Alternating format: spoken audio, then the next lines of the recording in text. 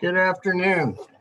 My name is Rick Ring. I'm the Assistant Superintendent for Business Services, and tonight this afternoon, we're here to talk about what's going on with our bus driver shortage. But I first want to start by apologizing about the short notice. Due to some technical issues in the district, we were unable to get some of this information out sooner than when we wanted to. So I know this is an important topic, and we want to dedicate the time to it. Also joining me tonight in this presentation that will be monitoring our chat log will be Leanne Albrecht, our Public Relations Director, Paul Vigil, our Transportation Director, Heidi Mahoney, one of our Transportation Supervisors, and Michael Forsythe, our Transportation Planner. Tonight we're really talking about the situation around a bus driver shortage. Next slide.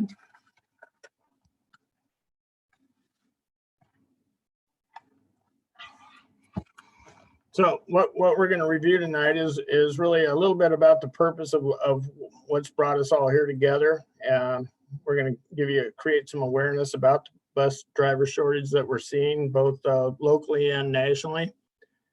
We're going to talk about that shortage in depth in some areas. We're also going to talk about some considerations regarding the bill schedule change for 2021-22 school year.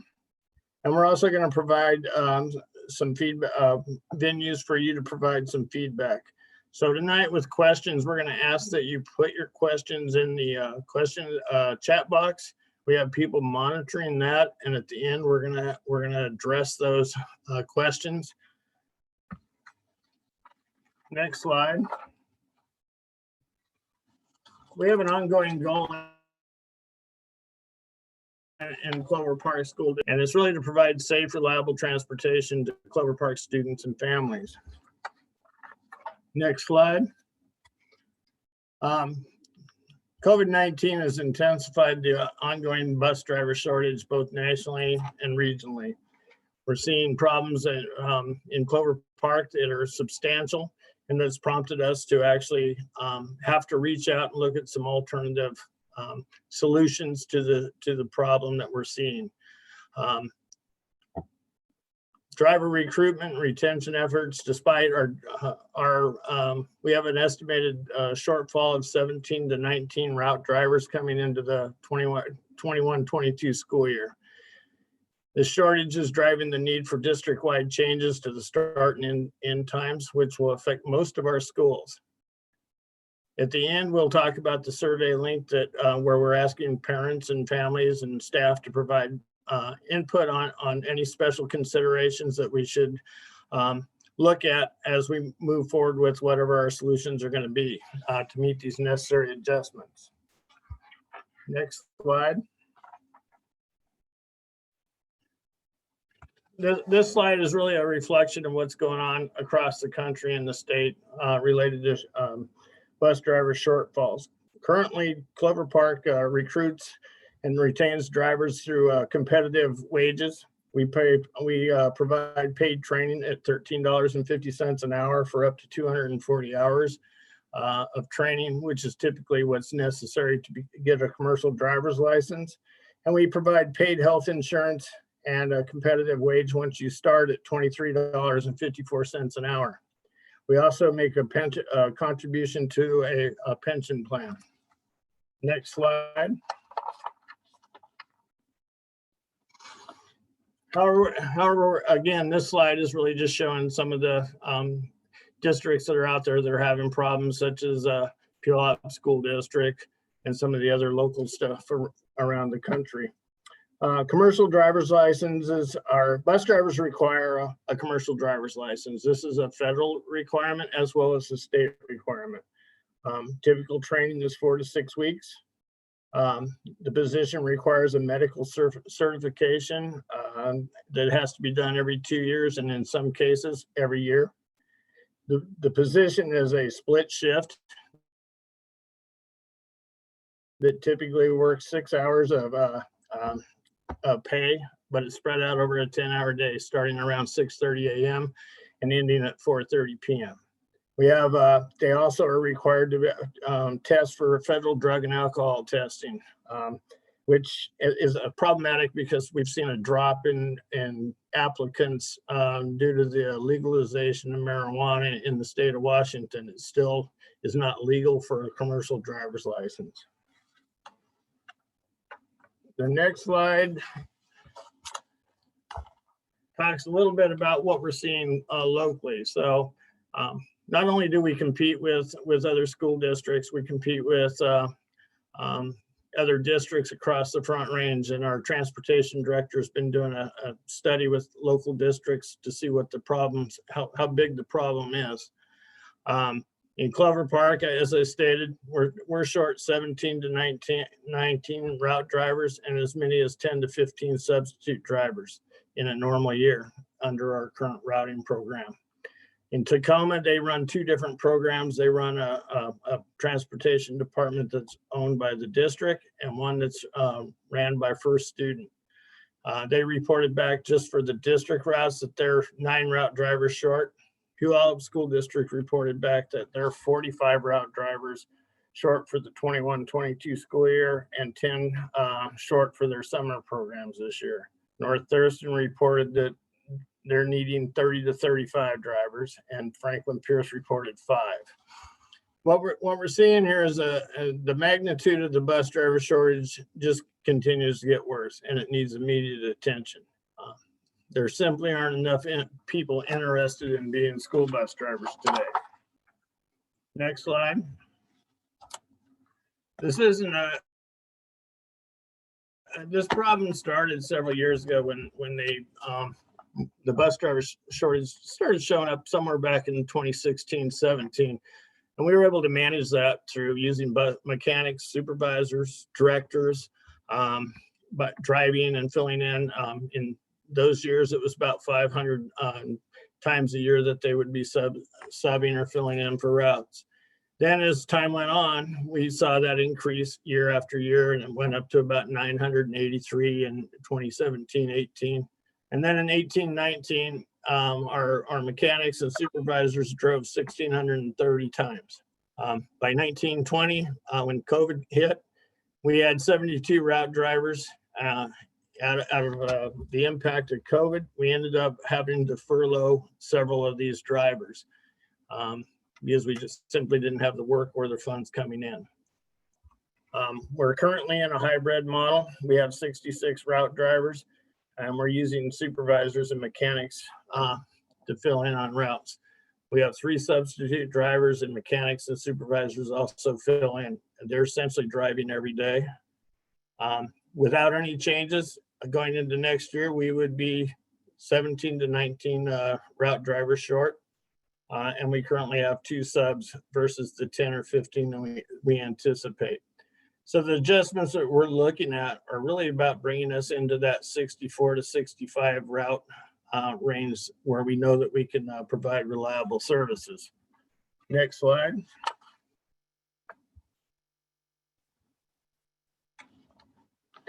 In addition to looking at bell time schedules changes, we also looked at some considerations around combination of things such as double running buses. This typically is a situation where students are left at the school and we essentially have 2 pickup and drop off times for the students. The buses run for one school and then come back and pick up the other students. It does not provide reliable transportation services to students or families. There are supervision challenges in the schools, and it's a very complicated scheduling for communication with families. This is a last resort option when we are short on a certain day, but it's not a good plan for a long-term solution. We also looked at increasing walk distances from what our current walk distance for all grades is 1 mile. We looked at increasing the high schools to 2 miles and our middle and elementary to 1.5 miles, and also using some Pierce Transit buses. This also does not provide a reliable transportation service and raises more potential safety concerns and equity challenges for the school district. and it has insufficient time, and we've had insufficient time to really assess and implement the safety concerns and impacts, and would require most likely adding crossing guards in many locations. Next one that we looked at was providing transit bus passes to high schoolers. This is a model that's used in some districts, and it does provide some relief, but it will not provide the solutions to what we need. Transit buses typically run on arterials and heavy collector streets. They don't go into the neighborhoods where first graders and second graders are. But it does provide some relief at the high schools in some cases. The other option that we really looked at was, the first option that we really looked at was contracting routes out. This is something we typically would do to fill and help fill the voids that we've had in the past. Unfortunately, this year, First Student, who we've used for several years, declined give us a proposal because they have the same challenges that we're having. They're not sure they'll be able to fill the routes. We also reached out to Durham Transportation, who did not respond, did not give us a formal proposal either, but not a true response. So next slide.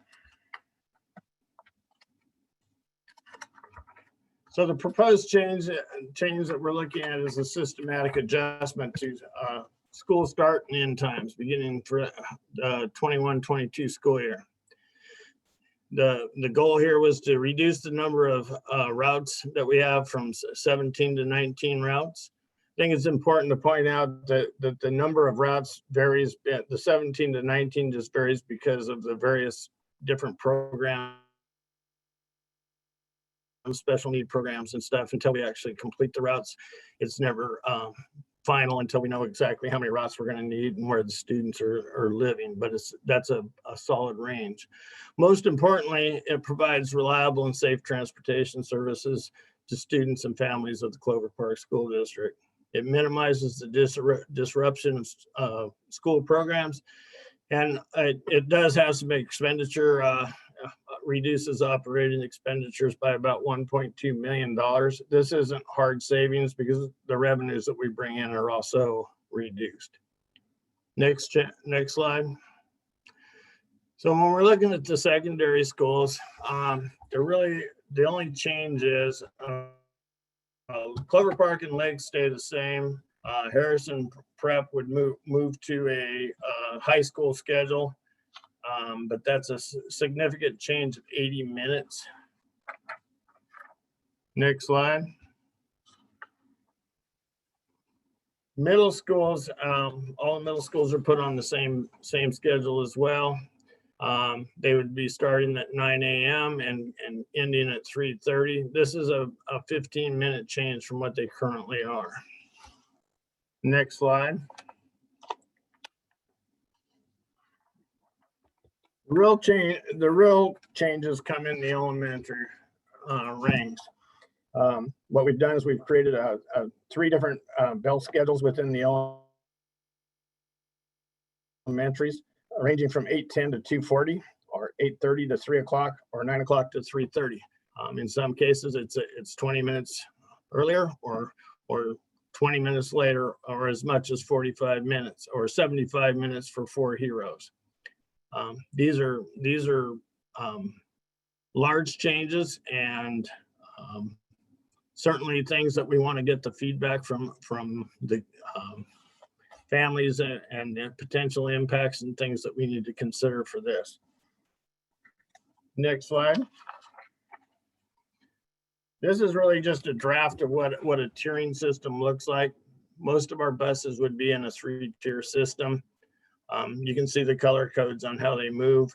This again is just a draft. So Lake's buses would feed Idlewild, Lake Louise, Rainier, and Meriwether, and Thomas Middle School. So some of those buses are being used, in a 4-tier system, and so on. This is again a draft, but it kind of gives you a picture of what we work with on our bell schedules. Next slide. So here's some opportunities for input. It's an opportunity to go to this link.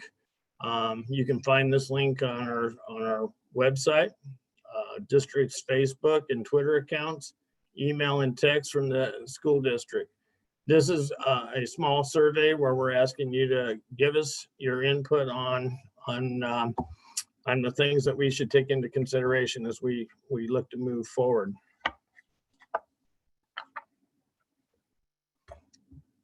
At this point in time, I think we have people that have been monitoring the chat for questions and answers, and I'm going to turn over to Paul Vigil, our Director of Transportation, to see if what questions we have.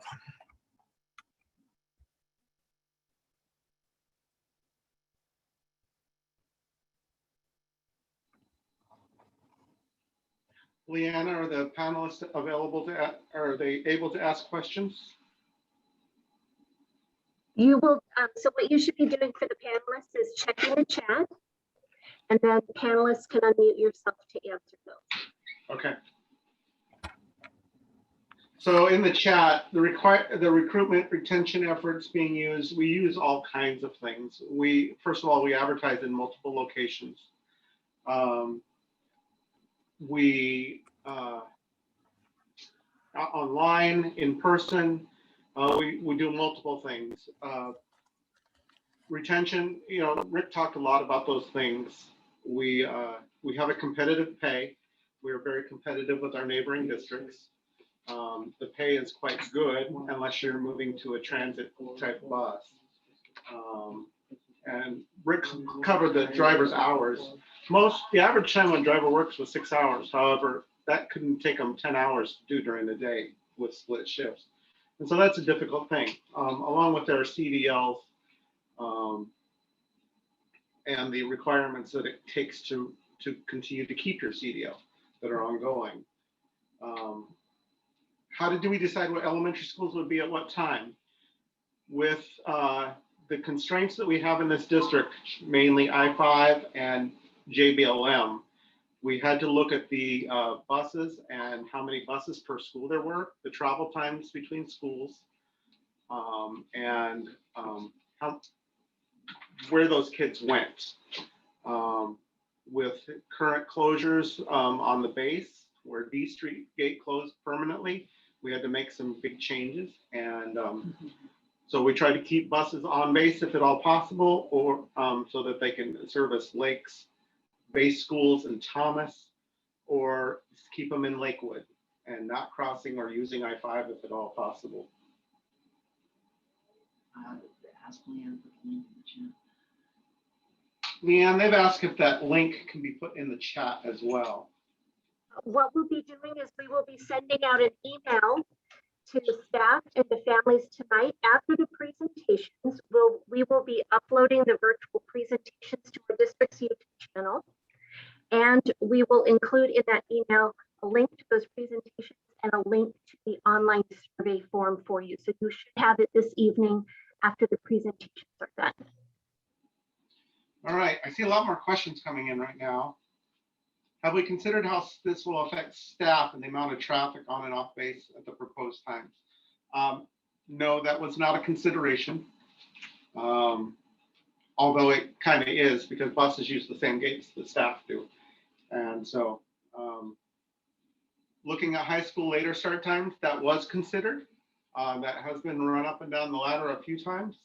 But the schedule that we came up with was the one that was agreed upon at this time.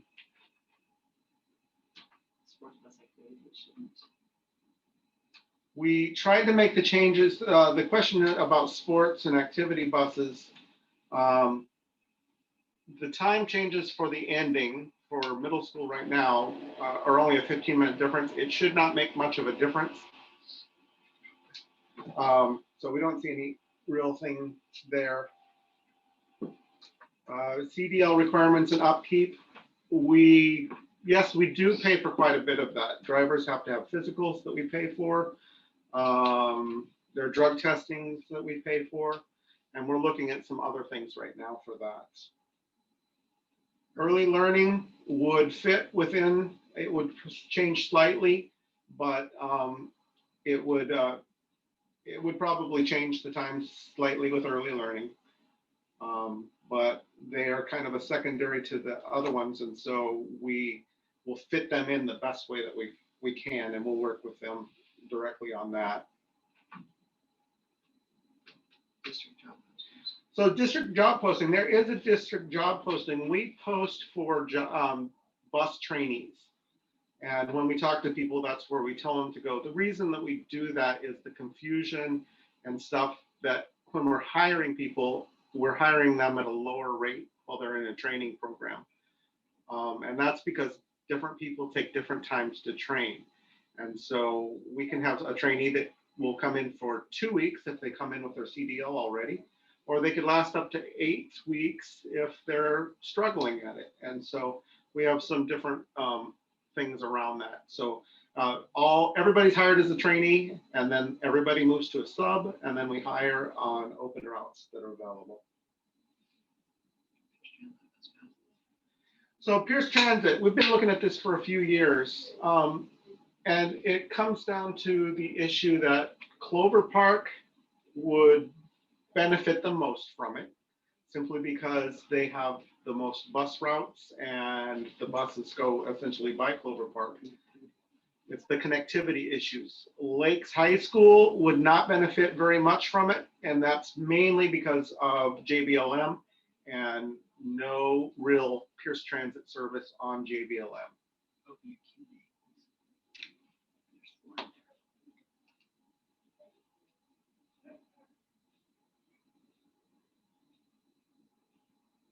Jesus asked, there's some other questions in the Q&A that we didn't have open. Is there consideration for childcare? I am unaware of that. However, I know that that's something at the district office that they have been working on.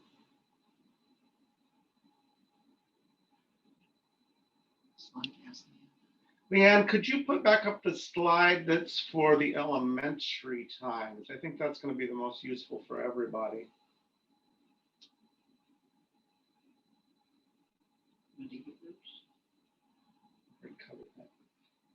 I know that we haven't necessarily answered all your questions. We've been trying to hit all the general ones, and but what we're going to do is we're going to take all the questions, we're going to put the ones together that are similar, and we are going to have a Q&A available with the answers for everyone. And so you will be, I'm not sure how Leanne is going to send that out, or if it's going to be on the website, but we will be answering all the questions in the Q&A if we've missed any.